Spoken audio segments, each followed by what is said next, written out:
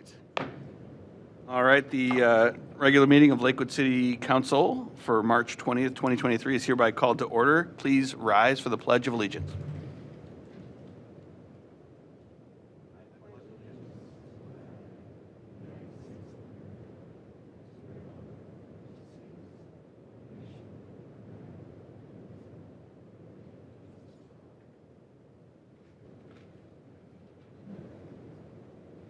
We will now pause for a moment of silence.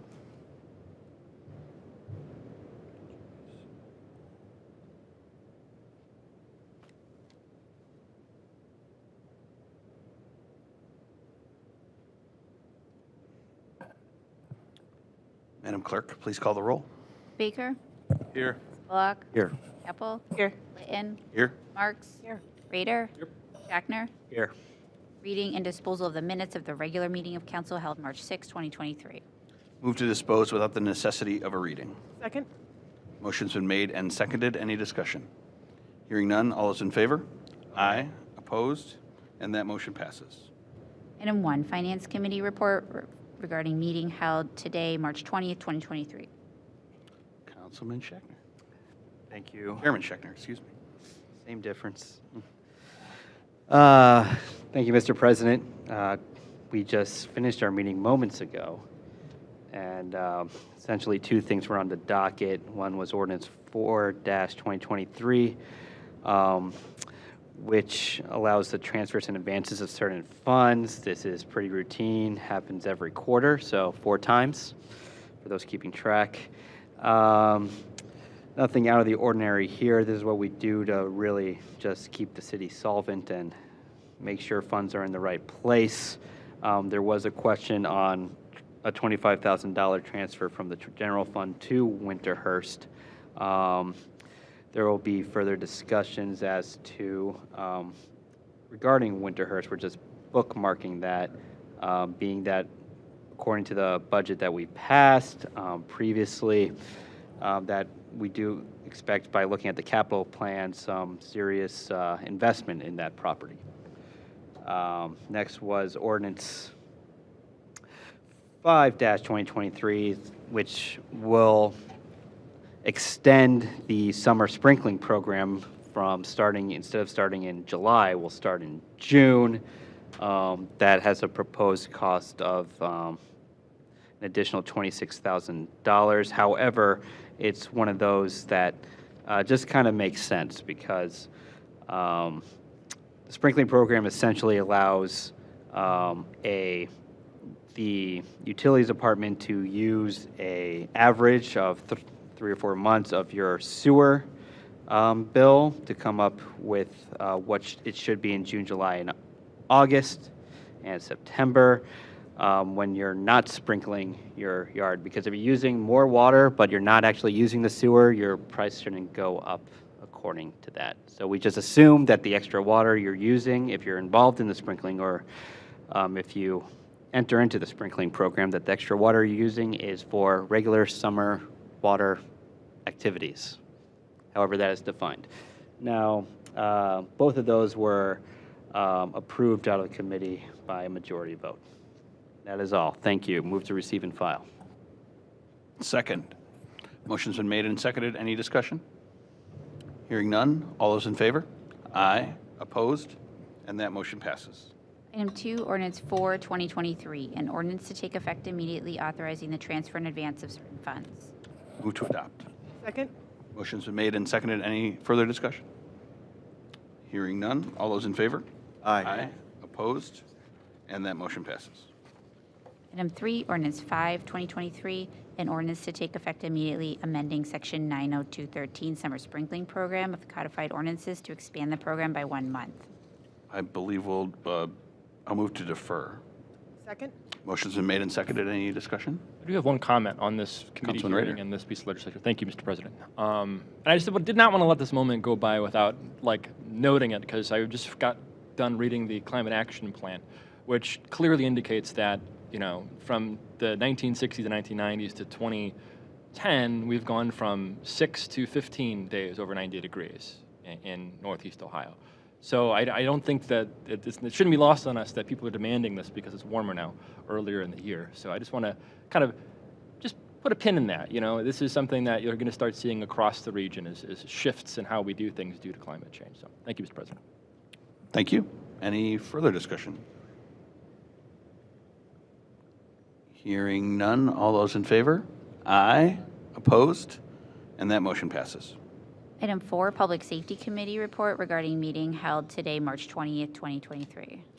Chairman Baker. Thank you, Mr. President. We had a Public Safety Committee meeting here today at 6:30. First order of business was to approve the minutes, but then we also had some folks from the Be Smart campaign, which is a program for the Everytown for Gun Safety Support Fund, to talk about safe gun storage. So tragically, and one thing that isn't lost on me and still shocks me every time I say it, guns are the leading cause of death among children in our country. So what this program seeks to do is make the conversation more acceptable and less taboo to talk about guns in homes and safe gun storage. So we had Stacy Ross and Patricia Barley give a presentation, and Marianne Crampton also gave some other information associated with the program. They are looking to get in front of any group they can over the next year to talk about this important conversation, and particularly want to have a push as we near summertime to maybe work with the administration to have a kind of a campaign to raise awareness about the issue. And I know that the mayor has been a big supporter of this, and the police department has issued gun locks. But I guess the Be Smart stands for Secure All Guns in Your Home and Vehicle, Model Responsible Behavior Around Guns, Ask About the Presence of Unsecured Guns in Others' Homes, and Recognize the Role of Guns in Suicide, and Tell Your Peers to Be Smart. So I know as a parent of young children, this is conversations I will have anytime my child goes to someone's home, and I think that we should all just talk about it more so that we can all be safe. And if one child is not injured because we had these conversations, then it will all be worth it. Move to receive and file that report, assuming it was finished. I'm sorry. It is finished. All right. Motion's been made and seconded. Any discussion? Hearing none. All those in favor? Aye. Opposed? And that motion passes. Item 5, communication from Councilmember Baker regarding resolution of necessity and determination to proceed and assessing ordinance for the Shoreline Special Improvement District Incorporated. Back over to you, Councilman Baker. Thank you, and I'll read this just because it's kind of arcane, and I'm asking my colleagues to consider suspending the rules and passing tonight. On April 4th, 2022, pursuant to Ohio Revised Code 1710, and in response to petitions received by 18 Lakewood homeowners, Lakewood City Council adopted Resolution 2210 authorizing the creation of a Shoreline Special Improvement District for the purpose of developing and implementing plans for shoreline improvement projects. Shortly thereafter, on September 6, 2022, through Substitute Resolution 2022-29, Council appointed me to the SID Board of Directors. Since that time, the SID has been meeting regularly and working hard to prepare projects for the upcoming construction season. Now the SID is ready to come back to Council to seek approval for the next step in the process. The resolution and ordinance accompanying this communication seek to authorize the involved property owners' planned and in-progress erosion control projects as qualifying measures under Ohio Revised Code Chapter 1710. The resolution is required because Council must agree with the SID that these projects are public improvements, that is, qualifying improvement control measures, as the terms identified in Ohio Revised Code Section 1710-01. The ordinance is necessary to declare a special assessment upon the parcels to be affected. There are only 2 remaining pieces of legislation Council must approve in order to effectuate this special statutory funding mechanism the state of Ohio has recently made available. I'm respectfully asking my colleagues to suspend the rules requiring the 3 readings of the ordinance and adopt both the resolution and ordinance on first reading tonight. The reason for this is that the SID term sheet with the bank purchaser of the bonds, which will issue through a port authority, is subject to market fluctuation, and the SID wishes to preserve the best interest rates possible for the homeowners. Passage on first reading is also justified because many of these projects are already underway, and the owners are hoping that the SID can close very quickly on the financing so their contractors may be paid from the proceeds. It is critical to note that no city financing of the sort is required, and the city is not acting as the bond issuer. Lakewood's responsibilities are limited to passing the resolution ordinance and working with the SID to certify the assessments to the Cuyahoga County Fiscal Officer. In line with the above, the resolution ordinance have included emergency language in order to permit the effectiveness of the passage and the mayor's signature. The CID has also provided an official filing of all final petitions received by the participating owners, and this will not be published with the agenda, but as with the initial petitions, must be kept on file with the clerk of council while the resolution and ordinance are pending. And I will say that I've worked really closely with the administration on this, and particularly Director Vargo, and this is a new process under Ohio law to help folks that live on shorelines to do shoreline improvement projects.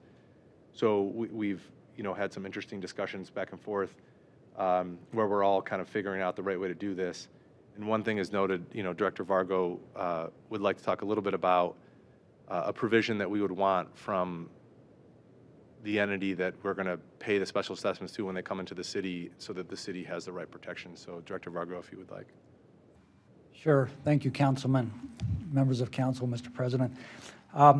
The administration, Mayor George, certainly supports our residents' effort to proceed, and we work diligently to accommodate them so they can proceed. We've spoken to Mr. Butler, counsel for the owners, on a precondition to recommending approval and passage of the ordinance this evening. And that is typically you would expect to see a cooperative agreement in form or signed setting forth the city's responsibilities once it receives the assessment. What does the city do with the assessment? Where does it send it, et cetera? That is going to be subject to an agreement that is not yet in place. In that agreement, the city would request or require that the liability of the city with respect to receipt of the assessment be limited to the amount actually received by the city. The assessment may be larger than the amounts funded to the city, but we would make as a precondition that our liability is limited to the amounts received by the city. The second provision that we would precondition tonight's passage of the ordinance on is indemnity to the city against third-party claims with respect to the assessment. The property owners themselves are waiving all claims with respect to procedural and substantive role of the city in passing this ordinance. So the property owners have stepped up with respect to their own waiver. This provision would simply extend the third-party claims against the city, and we would seek indemnity for that. These are standard provisions, is our position, and I spoke briefly with Mr. Butler as counsel for the property owners, and I don't want to misspeak, and he can speak for his clients on his client's behalf, but the indication from Mr. Butler was that his clients would be agreeable to this. And based on that representation, we would recommend passage of the ordinance. But I'll ask Mr. Butler just to confirm that on the record, please. Sure, and we have, I believe, 2 people signed up on this same agenda item, if I'm not mistaken. So, Mr. Butler, former councilman and law director Butler, go ahead. And your mic needs to be turned on. Thank you, Mr. President. Rookie mistake. Council members, nice to be back. Thank you for the warm welcome, Mayor. Nice to see you. And Director Vargo, thanks for the introductory comments, as well as Councilman Baker.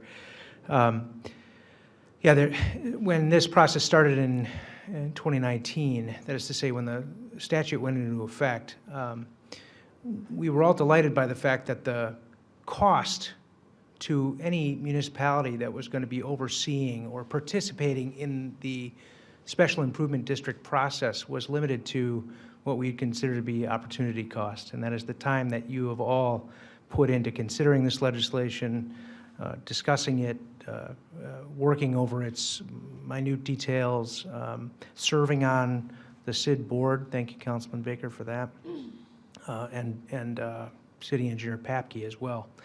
That opportunity cost has been somewhat significant recently, and that's because the board has had to meet a lot, and we've had to take up your time in order to get this legislation shepherded through. We certainly appreciate that, and we hope that as the years go on and the law becomes a little more well-baked and used, then we'll all get better at it, and it'll be an easier process for everyone. certainly expect that to be the case. But for now, what we've got in front of you is the last two pieces of legislation that are required. We are perfectly fine honoring the city's requests in that agreement with respect to what happens with the monies that come in as a result of those special assessments. They would be paid to the county treasurer. County treasurer would then in turn forward those monies, those special assessment amounts, to the city, and the city would need something to do with that money. That agreement would provide for that, and most certainly the CID will be amenable to making sure that that agreement contains the terms that the city requires, including the ones that Director Vargo has put on the record tonight. And so I say that without any reservation at all. I don't know if now, Mr. President, would be an appropriate time just to introduce one of the property owners on Nicholson, Linda Springer, who is one of the petitioners before you, and she may also address just in terms of timing. As the two of you were signed up for comment on this agenda item, that would be perfect timing. All right, thanks. I'm also able to answer any other questions you might have. Thank you. I'm sure there will be some. Hello, I'm Linda Springer. I live at 1031 Nicholson, and I'd like to thank you all very much for considering this legislation. I and a group of my neighbors, 4 of us, are embarking on erosion control projects on our cliff, and with varying degrees of erosion. It's important that we take care of this soon. And we also have our contractors standing by, ready to go, and as I'm sure you can understand, this kind of project is very much weather related, so they'd like to get started as soon as possible so that they can be finished by the time the weather gets inclement in the fall. And this legislation will make it possible for some of the people to do this at all, and will make it easier for us to span out the payments for this. So we really appreciate you considering this legislation, and just want to emphasize that the timing is critical. Thank you. Thank you. I'll first move to receive and file that communication. Second. Motion's been made and seconded. And then, colleagues, any discussion on this item? Certainly an opportunity to ask questions of either our law department, of Mr. Butler, of a resident, of Councilman Baker, who introduced this, et cetera. Councilman Bullock. Mr. President, thank you, and thanks to Councilman Baker, thanks to the administration, and to some neighbors that we know and respect, and it's good to see you. Good to see you again. So, happy to support this tonight, even on first reading, with the suspension of the rules. Just kind of speaking to my colleagues here, I think the point, and I'd like to ask the law director to correct me if this needs correction in any way. I think the core duty that or decision before us is to declare it a public purpose, so that then triggers all of the state statute procedures and legal rights under that the CID would be able to have authority for, and the point is that I think it gets a better financial rate. Isn't that correct? Than you otherwise would. So in other words, why is the city involved? It's to use the unique authority of a city government to in our ability to collect and manage revenue at rates that are different than a private bank or a private lender would otherwise provide. So I'm partly curious to know if in today's interest rate environment that's better, worse, or a wash. But at any rate, what I guess I'd argue to my colleagues is even though we're talking about privately owned property, there's a public interest in helping our property owners do a good job of maintaining their properties, investing in this case, the grounds, the parcel itself, not just the building. And that's, a lot of these shoreline properties are unique, distinctive elements of character that have long, been celebrated in our community. And we've got some neighbors who live there. And if we can help to facilitate their their maintenance process and lower their cost, then I think that's worth our consideration. Thanks. How'd I do in the summary in the plain English? I think pretty well, Councilman. Thanks. Nothing to add. Thanks. Thank you, Councilman. Any other questions or comments? Hearing none on the motion to receive and file, all those in favor? Aye. Opposed? And that motion passes.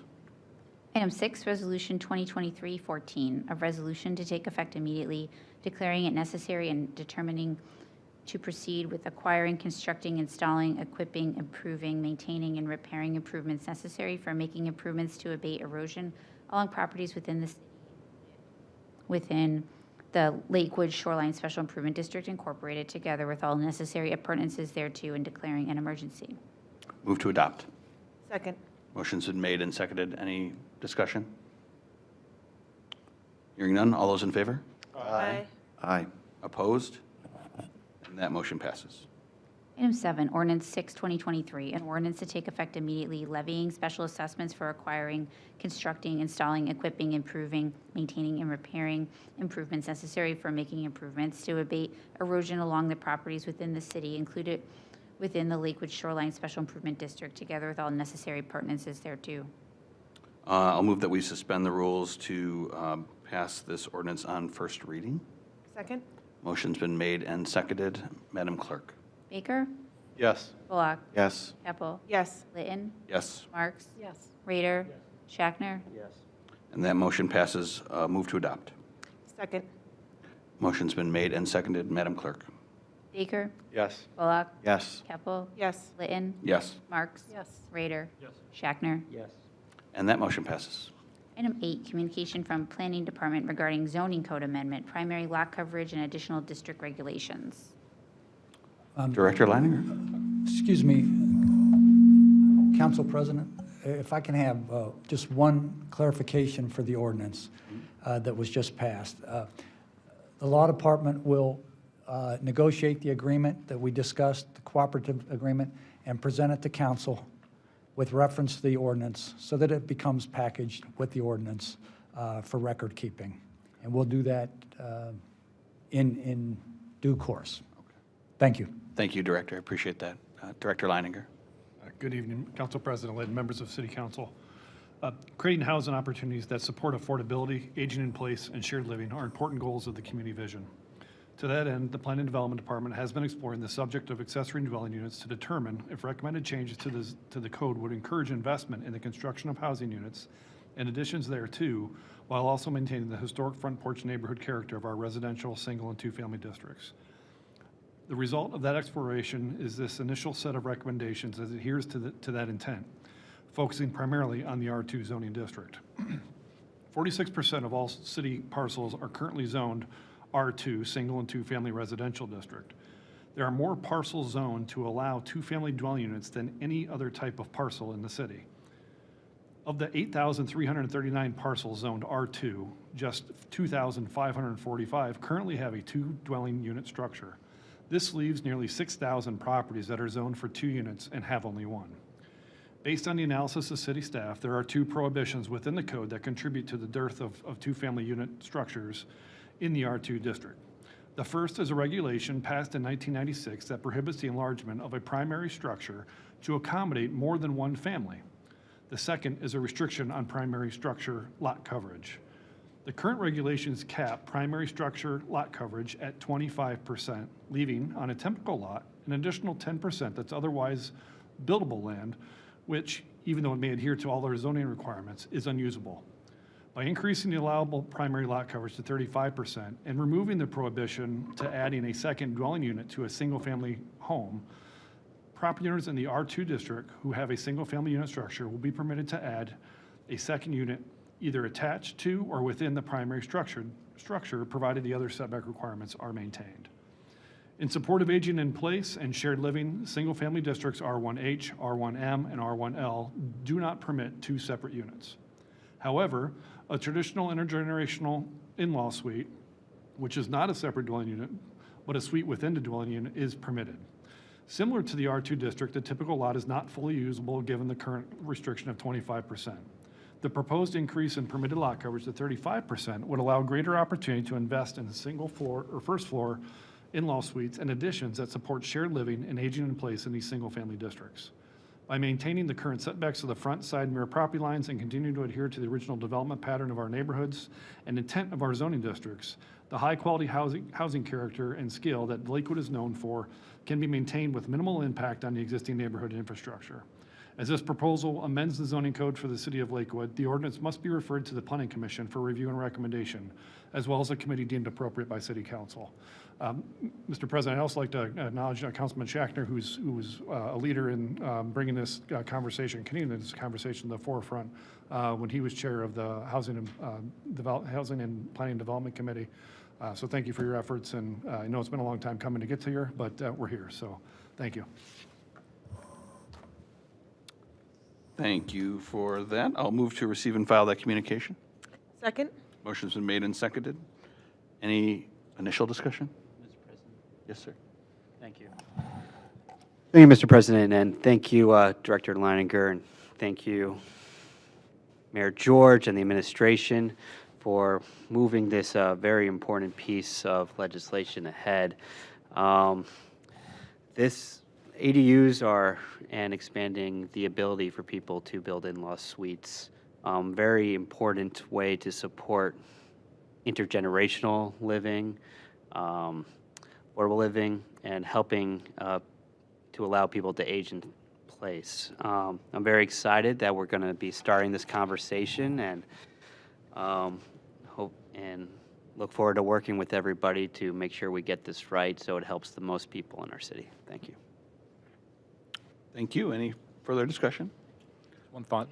Councilman Rader. I'm sure we'll get to the public comment, or I assume that'll be, I saw it pulled up, so I don't want to jump the gun by addressing that, but I'll assume that'll be addressed. Yeah, thank you to the Planning Department. Very much on board with the Schachtner approach, I think we can call it here.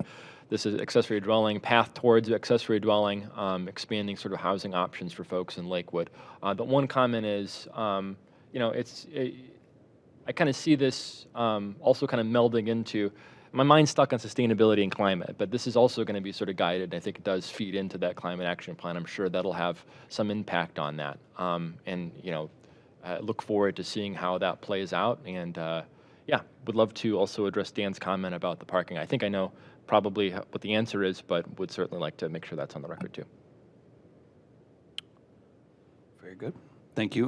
We will note, as has been alluded to, one public comment on this agenda item stating as neutral, and I think fitting well into the committee discussions and commission discussions that will occur forthcoming. And rather than getting into the weeds of reading it here and now, I'll just make it a part of our record tonight, and hope that Mr. Zielinski will attend a future commission or committee meeting. Mr. President. Councilman Bullock. Thank you, Mr. President. A couple comments, and I wondered if we might actually refer the communication along with the ordinance to whatever committee we're considering, because I thought there's a lot of helpful explanatory information that would be handy for a docket, a committee docket, if you're amenable to. Sure. With that in mind, I'll amend my motion to refer this communication simultaneously to Planning Commission and to perhaps Rules and Ordinances, or yeah, you're right. Sorry. Rules and Ordinances was my first committee. It just never gets any love. Okay, I tried. To our Planning and Development Committee. Second. Motion's been made and seconded. A motion in a long-winded way. Any further discussion on the motion? Yeah, Mr. President, if I could, just one or two thoughts or comments. It occurs to me, you know, it's interesting to hear the history here. I hadn't noticed the 1996 prohibition on enlargement of a primary structure to accommodate more than one family. Just a kind of educated speculation here. You know, when I first joined City Council, and really prior to when I joined in 2008, the topic of significant focus for the city was whether doubles were a good idea or what we were going to do in Lakewood with all these doubles. You know, I guess the experience was at the time that maybe they were harder to maintain or less desirable. And there were city-led conversion pilot projects. I think one on the first street I lived on Cook Avenue in town, where the city financed a conversion from a double to a single. Here we are, the pendulum swung, and we're all the way in the other direction. And I think there's a lot of people in Lakewood who would consider themselves lucky if they could find and bid and sign for a double, live in one unit, get some equity, which is how that housing type got started 100 years ago, more than 100 years ago. So it's kind of some rich, interesting irony or richness of perspective there. So thanks for the thoughtfulness in this. I haven't had a chance to advance read it, but I certainly am keenly interested in this.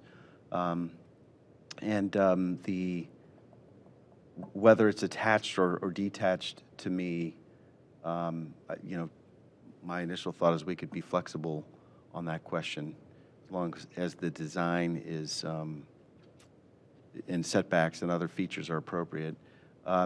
Is this? Do we anticipate a conditional use version of this, or is this envisioned as it's use by right change?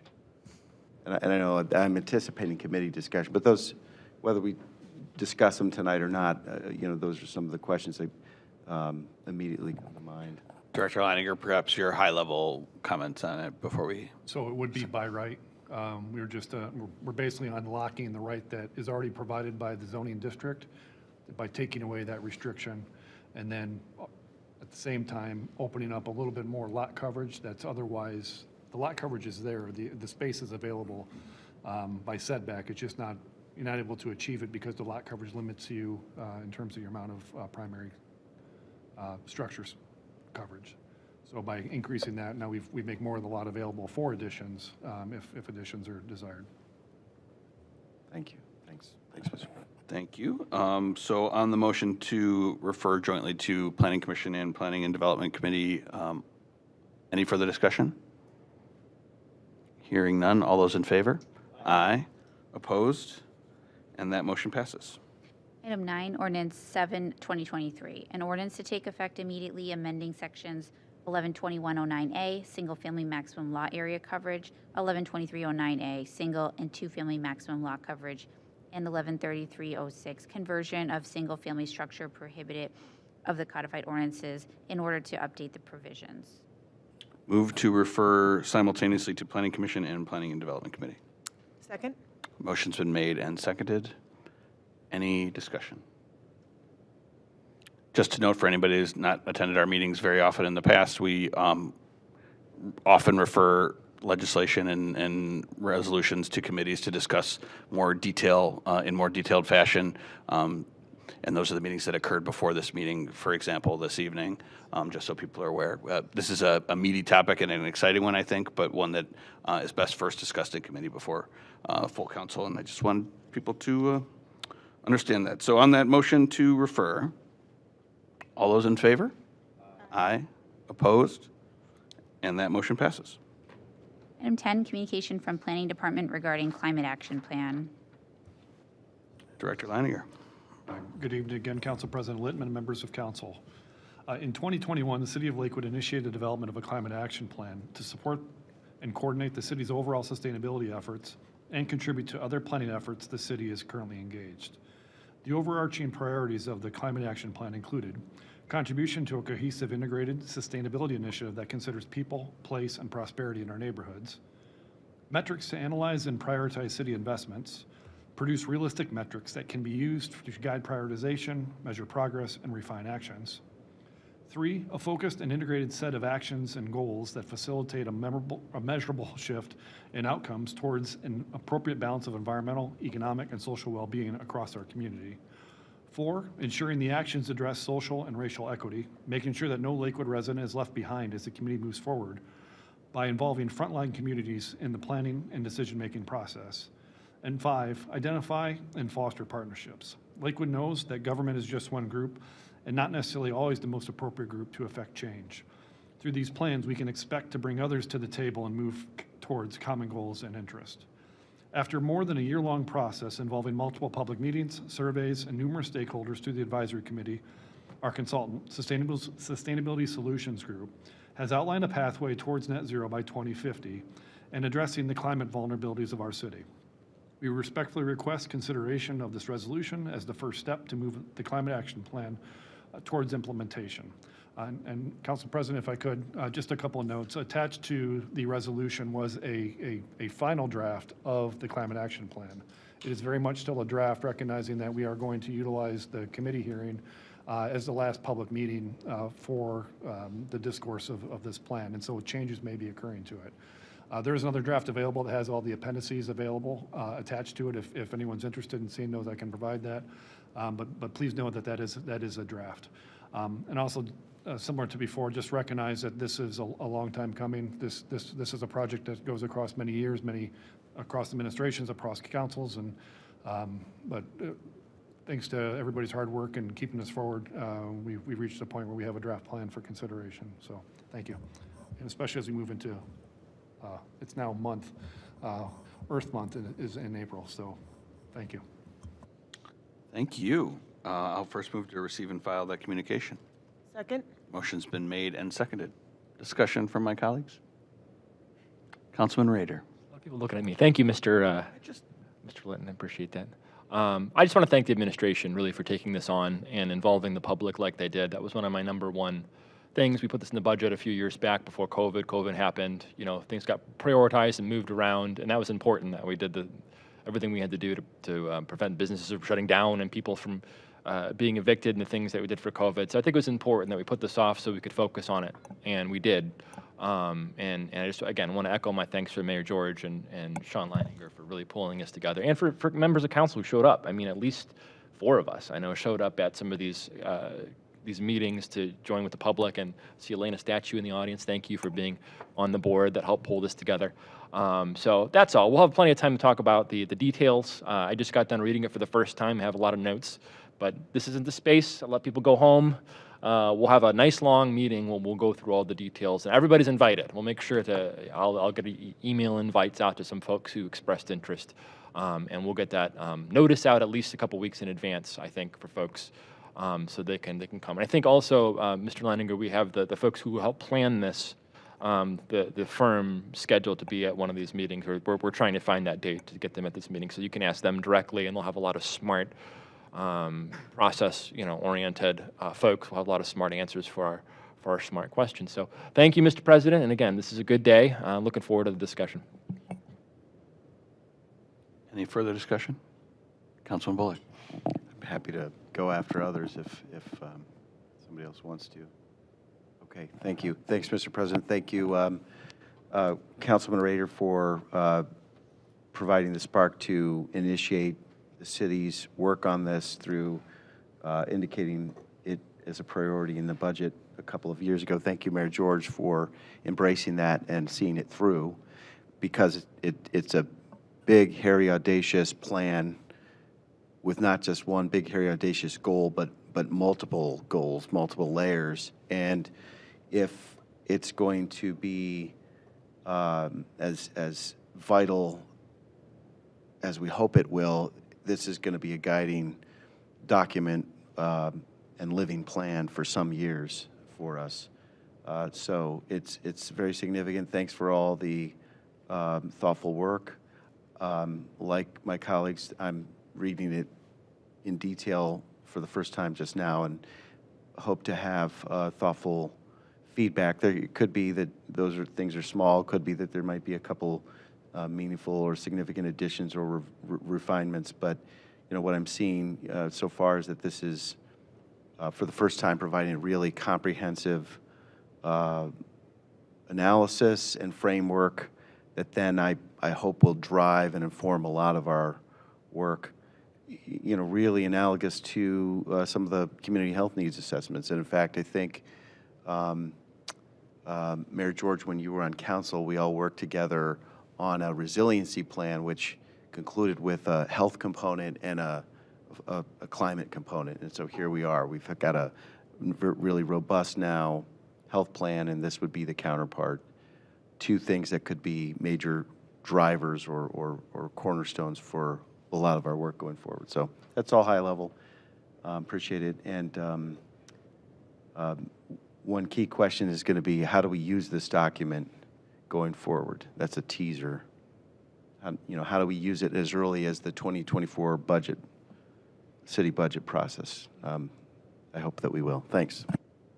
Thank you, Councilman. I want to voice my appreciation to my colleagues who've helped shepherd this along, to the administration, certainly for helping shepherd this along, as well as outside groups. I think point number 5 in Director Leininger's communication is well taken, in that it's going to take more than just our government to work on this and implement this, and to vet this as we go forward. So kudos to everybody for their hard work on getting us to this point. And we are just at base camp. Lots more climbing to do. Councilman Baker. I'd just like to thank the administration, and really excited about this conversation. Particularly, I don't think we could have picked a better time in the sense that the Inflation Reduction Act is kind of coming into being now. So, having this plan and having things we can attack federal funding on, and, I think it will help bring down the cost, be a good deal for Lakewood. So excited about the conversations. Thank you, the administration. Thank you, Councilman. Any further discussion on the motion to receive and file? Hearing none, all those in favor? Aye. Opposed? And that motion passes. Item 11, Resolution 2023-15, a resolution adopting the City of Lakewood Climate Action Plan. Move to refer to our Planning and Development Committee. Mr. Chair, Yes. would it be better to put it in a, would you entertain a motion? entertain a motion to refer it to the Public Works and Sustainability Committee? Sure. Sorry, I considered where it came from, but that's fine. I'll amend my motion to refer it to our, thank you, Public Works and Sustainability Committee. Sorry, my mind blanked. Second. Motion's been made and seconded. Any discussion? Hearing none. All those in favor? Aye. Opposed? And that motion passes. Item 12, Liquor Permit, Talia and Brothers LLC, 14412 Detroit Road. As is customary, we defer these to the ward in which the permit seeker exists, and I believe in both cases these are Ward 3, if I'm not mistaken. We can fight over it if you want. Oh, maybe the second one. Yeah, okay. Well, I'll take number 12 and state that I have no statutory reason to object to this liquor permit. That was a motion, yes. And it has now been made and seconded-ish. How's it get stated? I'll move to File with no objection. file with no objection. Thank you. Second. Motion made and seconded, and we're on item 12, just so everybody's clear. Any discussion? Hearing none, all those in favor? Aye. Opposed? And that motion passes. Item 13, Liquor Permit, Capel Retail LLC, 14718 Madison Avenue. And I will defer to Ward 2, Councilman Jason Schachner. Thank you, Mr. President. I have no statutory reason to object. So I'll move to file with no objection. Second. Motion has been made and seconded rather efficiently. Any discussion? Hearing none. All those in favor? Aye. Opposed? And that motion passes. And now is our time in our council meeting where we have public comment. And I do believe we have some people signed up for public comment tonight.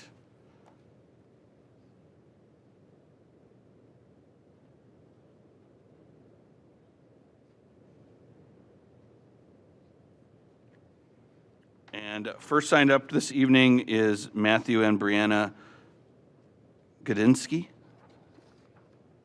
And I'll have you please correct me once you're up here. And please state your name and address for the record. And turn the microphone on. I'm so sorry. Green light is good.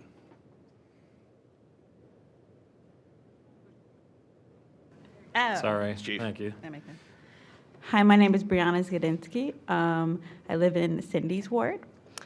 My address is 1372 Thoreau. However, my husband and I are in the process of moving out of a property that we want to talk to you about today. I'll let him talk. Thanks. Yeah, thank you guys for the opportunity to come speak in front of you today. We're here to just sort of bring to your attention, and maybe this is something that you're already aware of, but we moved recently from an apartment building that we had been living in for a number of years here in Lakewood on Clifton Boulevard. And the reason that we kind of had to move out on short notice is because they recently underwent, about a year ago, a change in property management company. Right, a change in ownership, and ever since that time, there had been a clear deterioration of the property of the physical property and the landlord and maintenance services that were previously pretty good under the prior management. And this is pretty clearly something that has been experienced by almost, a majority of the residents that live there or had been living there. And it just has gotten to the point where residents have had to move out almost immediately when this management change happened. The maintenance services essentially almost ended completely, whereas the prior maintenance team was responsive. As soon as this change occurred, things essentially did not, maintenance requests went unanswered completely for weeks, sometimes up to a month. And go ahead. Go ahead. I'm just going to say, I'm sure you're all familiar with what's happening at the Shaker Square Apartments. It's basically the same thing is happening. It's a neglectful, out-of-state landlord who doesn't answer calls, doesn't fix anything. We went a week without heat after on Christmas Eve. We had to stay at our in-laws. And we're not just here representing ourselves. There are several other residents who wanted to attend tonight but couldn't. And also, our neighbor will also be speaking after us. Just basically, they're very neglectful. They have unethical practices, and they also retaliate against residents when they try to take action like we have. So I guess without taking too much of your time, just wanted to kind of voice what we're going through and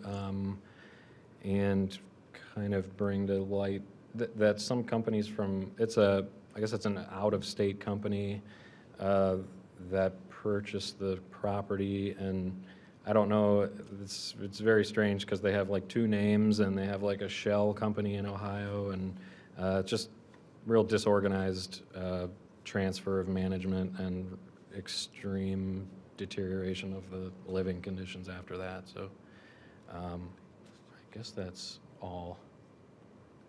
All right. Well, thank you very much. Thank you for letting us talk. Appreciate it. Thank you. And just to note, the address that you listed is not the residence that you, and Would you like the address? no, we can take it offline if that makes more Okay. sense. Sure. I just want to make, and for everybody's understanding, public comment is not a question and answer period per se. It's a chance to voice your concerns, and members of council and/or the administration may comment at times. This sounds like something relatively cut and dry where we might refer this to the proper department of the city to work with this landlord directly. And I'm sure that Councilwoman Marks of Ward 4 is also on top of this already. But just want to state that. Okay. Yeah, we had the inspector come look at the apartment. And that happened a little more than a month ago. And the building manager told him that we had vacated the premises and changed our locks. So we couldn't get back in, and we can't do any cleaning, and now he has more time to fix everything. So yes, we have gone through the proper channels. I'm not blaming anybody. I just want to point out that I don't know, they just seem to escape accountability no matter what we do. Okay. And any comment from the administration? I didn't want to assume or make Yes. everybody do it either. Mr. President, thank you. Thank you for bringing this to our attention tonight. Yeah, if you can, we'll follow up afterwards on the address and get, our building department can always come and visit, sounds like they have, for any health or safety violations. So we'll talk afterwards about the address, and we'll get that over to the building commissioner. Okay. Thanks. Thank you so much, everyone. Thank you. Next up to speak is Chelsea, is it Cruea? And again, please correct me if I'm mistaken. It's Chelsea Cruey. Thank you. Thank you. Hi, so I am their neighbor, formerly also of the same building. I recently vacated and moved to another unit owned by the same company, Perro Real Estate. The former address is 12953 Clifton. Since that company has taken over as the owning company of that building and others in the city, the conditions, like they've said, have deteriorated significantly. There have been several issues. The main concern is a lack of communication. We don't know who the management is, aside from having the shell company that we can refer to with a line that doesn't even answer, nobody picks up. When you call maintenance requests in, also the same thing, nobody picks up. I was eventually forced to have the fire department come down to my unit on Christmas Eve last year because multiple pipes had burst in the building, resulting in my house flooding significantly, losing thousands of dollars in damage. I was able to eventually get a hold of somebody in a different state because that's, the company is in a different state. They sent out an emergency maintenance person who told me that the line that they normally use for maintenance has been broken for months, and they've been aware of it and refused to fix it.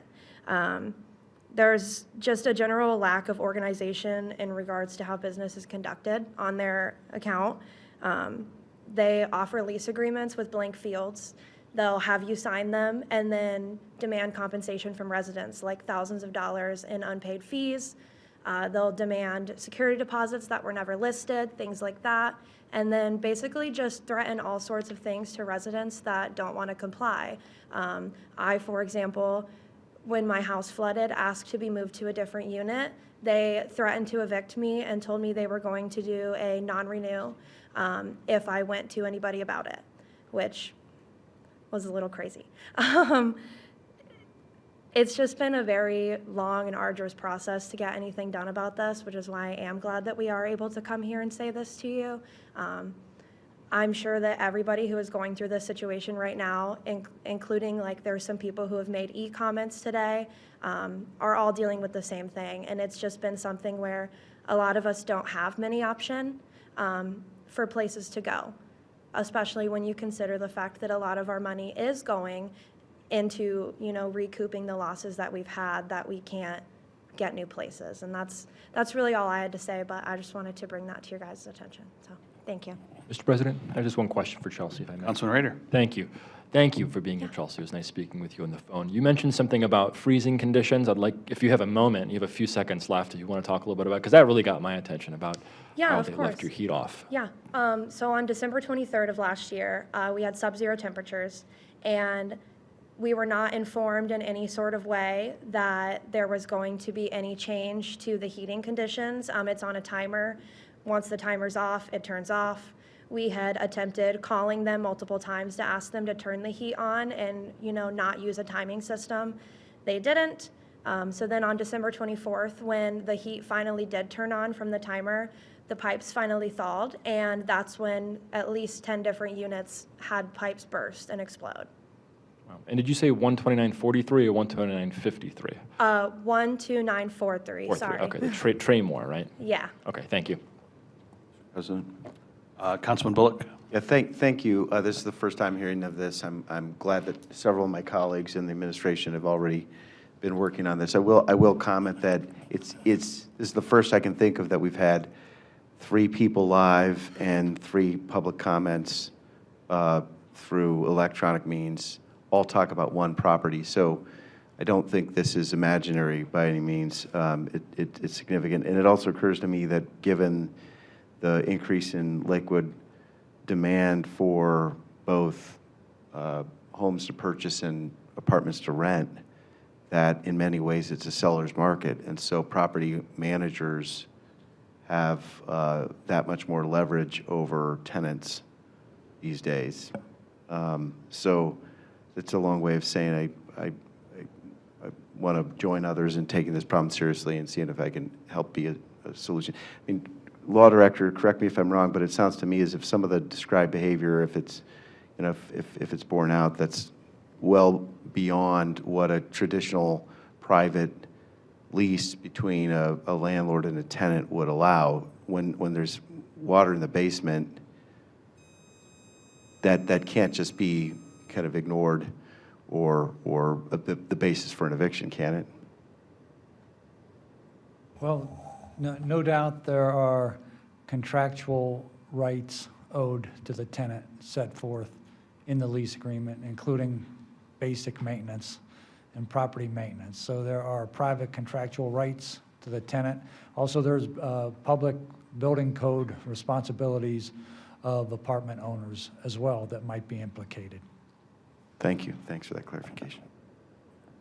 Thank you. And as Councilman Bullock noted, there are also 3 e-comments on this topic, all generally in support of the residents who've spoken in person here this evening. Thank you all. Thank you.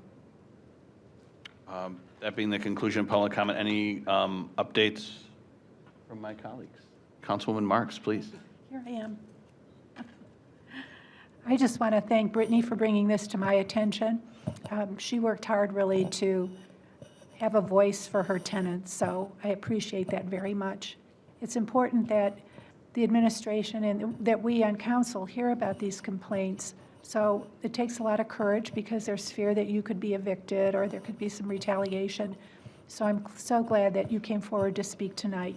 And I know that our building department has taken note of this, and I will follow up to see where they are as far as the investigation of this property.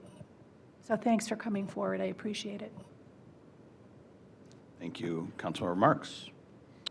Any updates from my colleagues of any kind? Vice President Keppel. Thank you.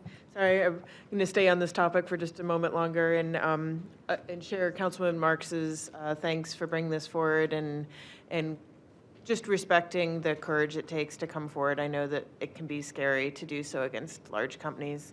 I also just wanted to note that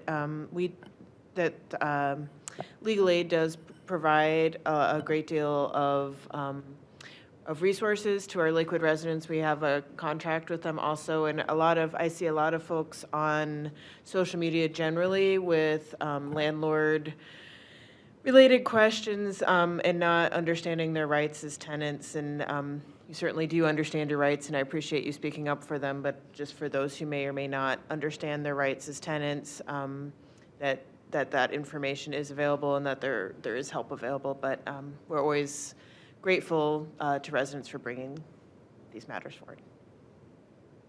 Thank you. And I was slightly mistaken. We do have one other commenter, and that's Elena Statue.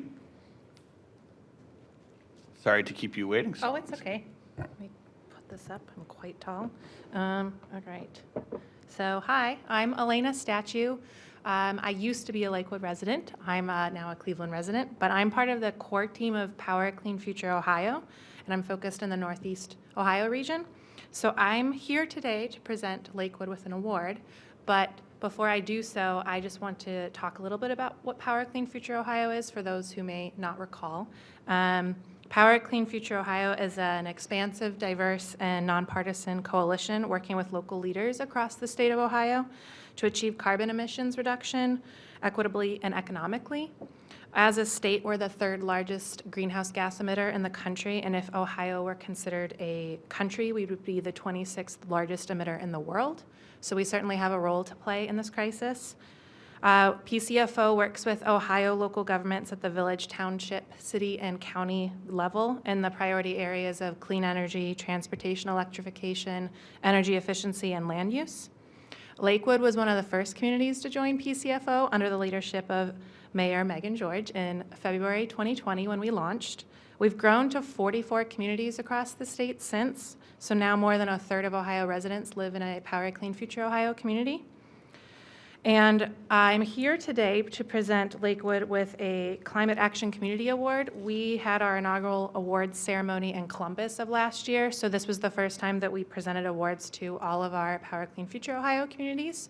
So I'm here today to present this to Lakewood on behalf of their leadership, both with the climate action plan that you discussed tonight, as well as all the other things the city has done.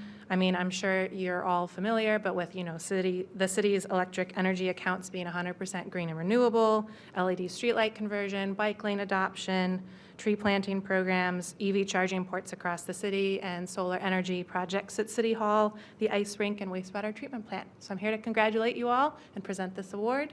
Happy to wait after the meeting's over to do a photo and meet some of you. Thank you. It's a great idea. We'll do the photo after, if that's all right with Yeah, everyone, that's since fine. we're almost there anyway. Any updates from my colleagues otherwise? Oh, yes. yeah. I'm sorry. Let I'm me, so show you guys interested that. in getting moving that I sometimes miss. Yep. Thank you so much for coming. Now, any updates from my colleagues? Okay. Any updates from the administration? Director Leininger. Council President, just a reminder that on Wednesday, we'll be holding a public meeting, a virtual public meeting regarding the Lakewood waterfront access study that we're completing. This will be the kickoff of that to get public input, look at different ideas that may or may not be possible, and see what direction we go from here as far as feasibility for waterfront access. So 6 o'clock. Virtual link is on the city calendar. You'll also see it on our social media. It was posted last week or 2 weeks ago. There'll be another post going out on Wednesday as a reminder. So look forward to seeing you there. Excellent. Any other updates from the administration? Hearing none, I'll move to adjourn. Second? Motion's been made and seconded. All those, I'm sorry, any discussion? Hearing none, all those in favor? Aye. Opposed? That motion passes. We are adjourned. And we'll take a picture.